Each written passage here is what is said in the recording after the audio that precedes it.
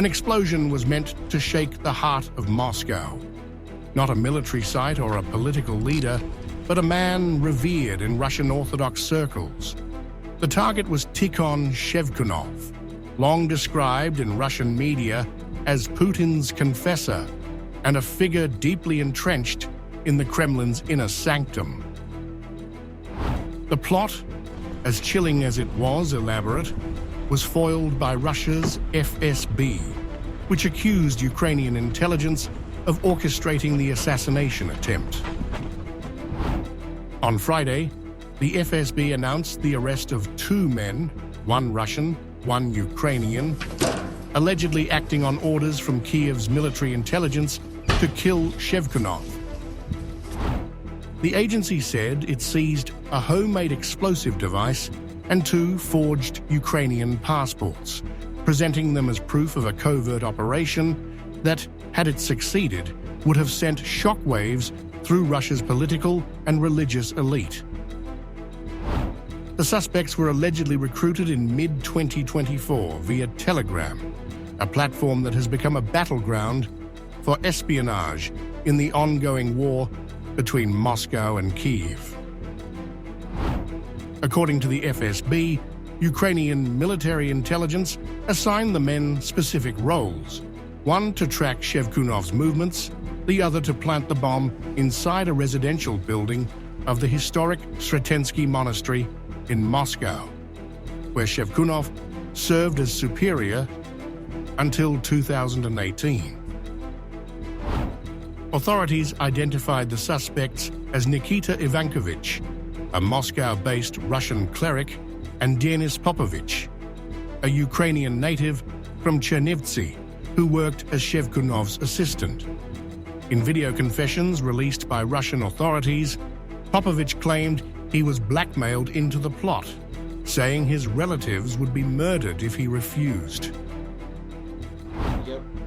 Popovich, Denis Yevzeyevich, a citizen of Ukraine, was an assistant of Metropolitan Tikhon. I was recruited by GIOR employees in order to monitor the movements of Metropolitan Tikhon. It was proposed under the threat of the murder of my relatives.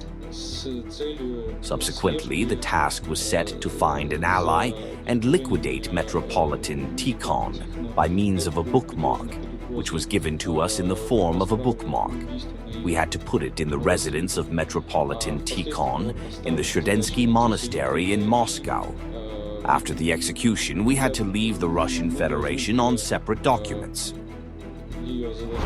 Popovich said his orders were to find an accomplice and eliminate Shevkunov.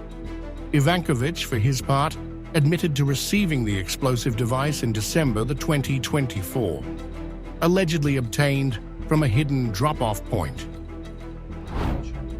The assassination attempt was planned for the end of February 2025. It was planned to be carried out by detonating an improvised explosive device, which was obtained from a cache. The Kremlin swiftly condemned the plot.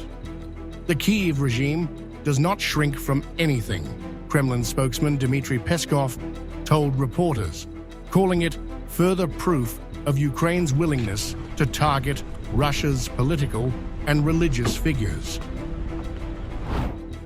In this case, it is clear that the Kiev regime is not intimidated by anything. No, in this case, there is nothing sacred. This is once again confirmed. That's all I can say. Ukraine has neither confirmed nor denied involvement. However, the accusation follows a pattern of high-profile assassinations on Russian soil since the war began. Kyiv has previously taken responsibility for targeted killings, including the December assassination of Igor Kirillov, head of Russia's nuclear, biological, and chemical protection troops. The Kremlin sees such acts as direct provocations, while Kyiv argues they are part of its broader fight against an invading force.